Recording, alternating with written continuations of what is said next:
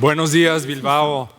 And to everybody online, I guess, good morning, good afternoon, good evening, wherever you may be. I'm today going to take you through a little bit of an emotional journey. And maybe we can, there will be moments of despair. I won't lie. Hopefully, I'll drag you back out of that afterwards. But one way to start, and an important way to start for me, is I'm going to start with a photograph of my great-grandmother. Partially because I love the photograph. But also I want to think about where do we come from, and certainly, as we just heard, where are we headed? So this is my great-grandmother. She lived in Mexico City, and this photo was she lived there 100 years ago. This is a photograph of my grandmother, and that's my mom. Aww. As I say, they lived in Mexico City, and this is a photograph of Mexico City 100 years ago. And if you can think of what was going on in the world at that time, we were going through a global pandemic. And this is a moment in time, of course, when many places and many cities around the world are thinking once again the relationship between the built environment and public health. So what I want to talk to you about today is exactly that, but not framed by how we thought about it 100 years ago, but the potential of how we can start to think about it today. So, I currently live in the city of Toronto. That was Toronto 100 years ago.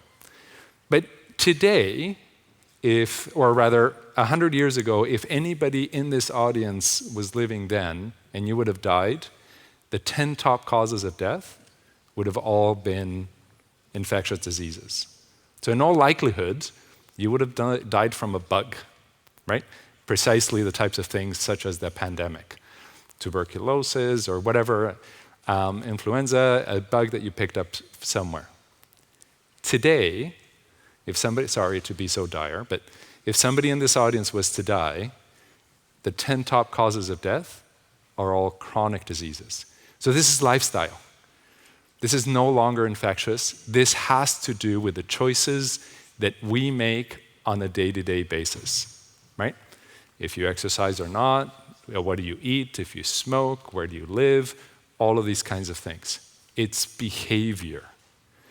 But we keep on planning our cities as if infectious diseases was the 10 top causes of death.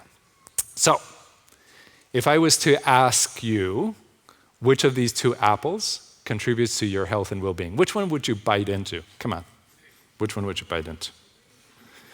We have millions of years of biological evolution to tell us exactly which of these two apples we would bite into. But now if I was to ask you which of these two urban environments contributes to your health and well-being, well, we'd like to think it's the one on the left, and yet it's the one on the right that we keep on building all over the world. We are building cities of rotten apples. And, well, understandably, we only have a couple hundred years of experience and history of developing many of these cities, right? 1,000 years, 2,000 years in some regards, but we don't have those millions of years of DNA to tell us which one. So we have to be extremely intentional. I know everybody is sitting on this planet somewhere else, looking at everybody online, but thinking of Bilbao, we're somewhere around there. But today, the question around health is not just about ourselves. We have now surpassed at a global scale the capacity for the planet to replenish the impact that we are having on it. Right? The planet can no longer recover from a health perspective from the things that we are doing to the planet. Just think about that. And this is the portion of the presentation where I'm going to keep on dropping you in the moments of despair.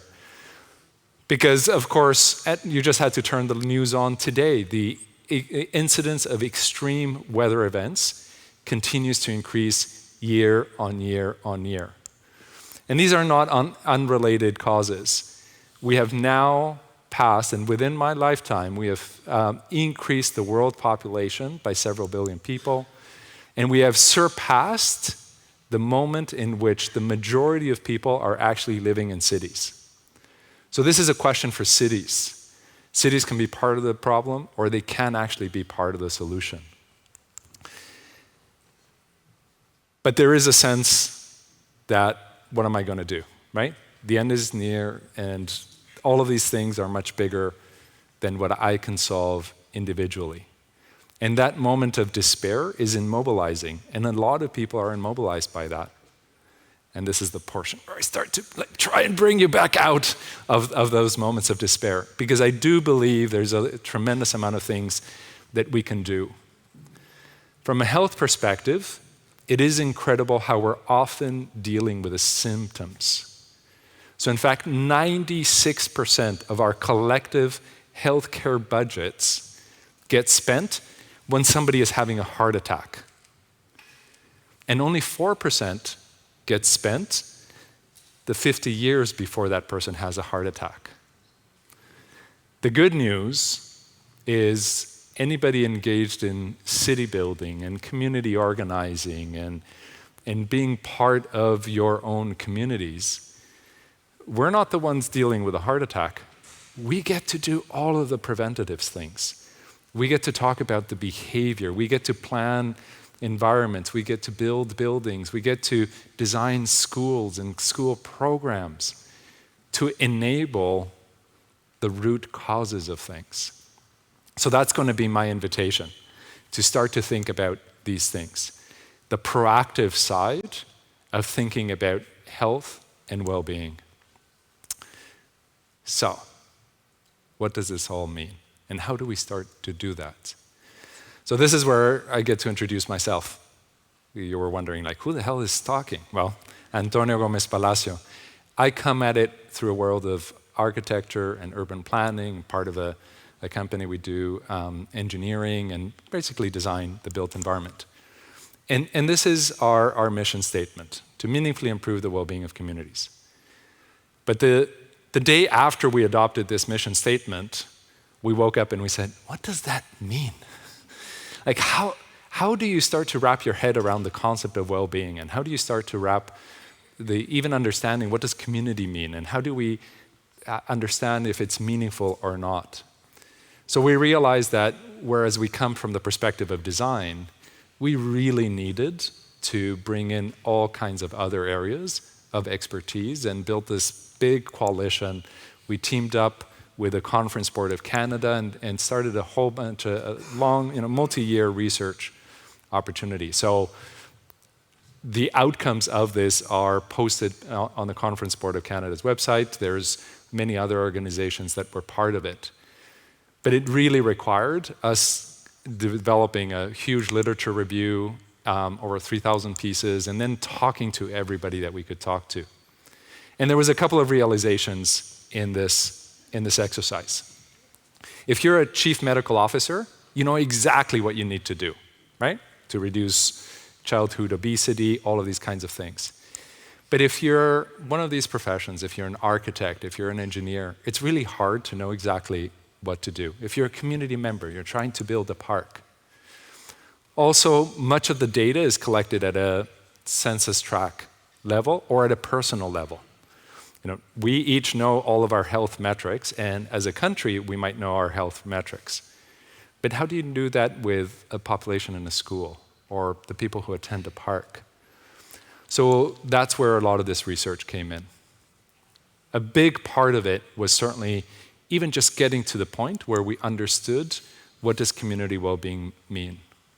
And this was the definition that we ended up adopting. And you're all well-versed with the triple bottom line of sustainability: environmental, economic, social. Sometimes they'll throw cultural in there. But I want to draw your attention to the word political in here. And this is, by the way, the definition that New Zealand has adopted as a country, and many other places have adopted, and they measure all public policy towards this. But the word political there, what it means is the people around the table matter. Who are the voices who are participating in a conversation matter. This is so important that it's actually re-emphasized in the second part of the definition. Communities and individuals need to be part of understanding what does community well-being mean for them.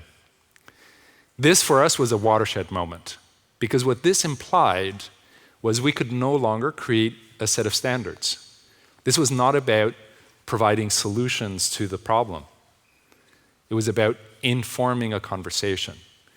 It was about bringing questions to a process that would allow communities, would allow different individuals to really be able to be part of a much larger conversation. So, we had a definition, we had those 5 domains. The next part was really to develop a series of indicators, those questions that would allow an intelligent conversation to take place. So I'll run you through those. The first domain, the social domain, one of the key questions in there, with the first indicator, is of course welcoming. Are we creating an environment that is truly welcoming to everybody, no matter background, no matter income levels, no matter cognitive abilities? Because if we're not, clearly we're not going to be contributing to the well-being of the entire community. And these indicators that I'm raising are, of course, most powerful if they're asked right at the beginning of a project, right at the beginning of an idea, right at the beginning of an initiative. Because if we're not asking this at the beginning, it becomes increasingly challenging to do afterwards. Second indicator, support systems. What do people need to undertake the activities of their everyday life? In some instances, it's childcare. In other instances, it might be access to healthy food. It will always be slightly different. But unless we ask the question and we engage with communities, we're never going to be able to, in fact, support their activities. Third one is socialization. And of course, all of us know that socialization is important to health and well-being. I had no idea to what degree. You can push early onset dementia by 9 years if you just have good spaces for people to socialize. Reduce the suicidal rate among teenagers. Have an incredible impact on mental health. Once we really started to learn this, now you can go to a community and actually ask, how are we going to increase rates of socialization? Second domain, the environmental. And of course, we all focus a lot on this. But I would argue one of the key indicators here is actually delight and enjoyment. Biophilia. The ability for people to enjoy the spaces in which they are.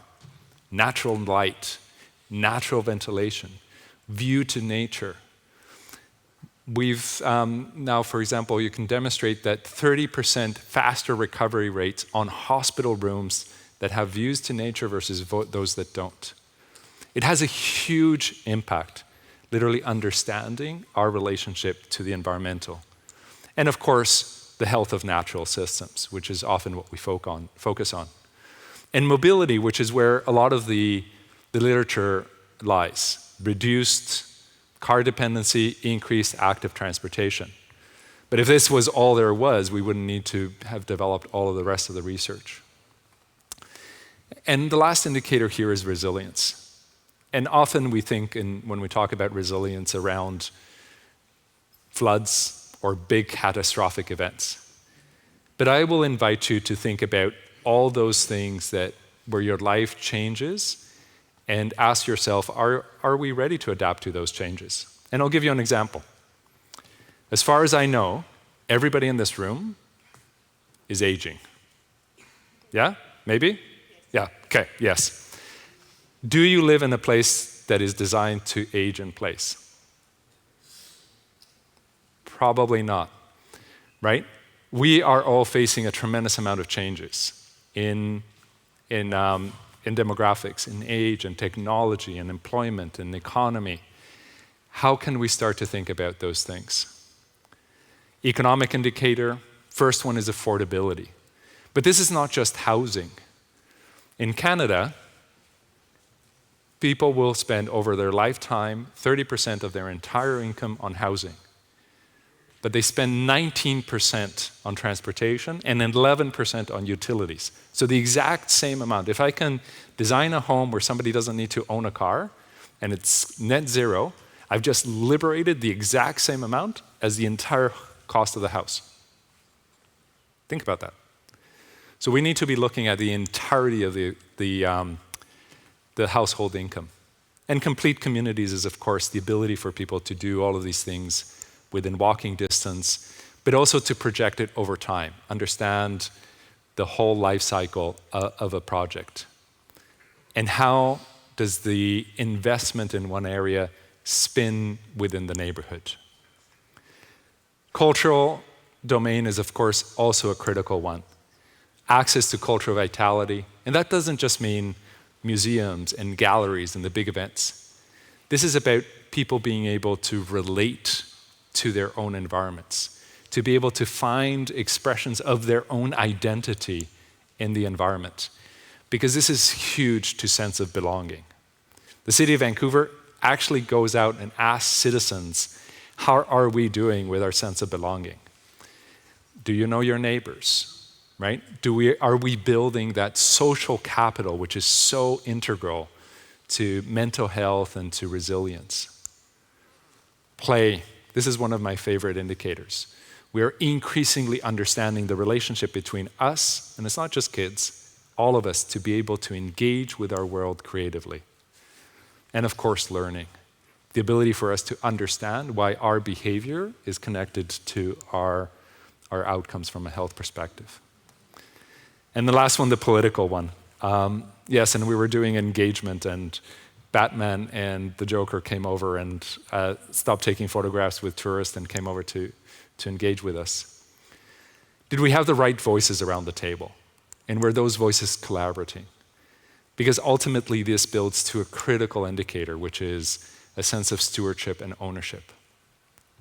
When people do not feel like they have the ability to control their environments and engage with their environments, you're not going to be able to contribute to their mental health, to their social well-being, and their ability to engage with each other.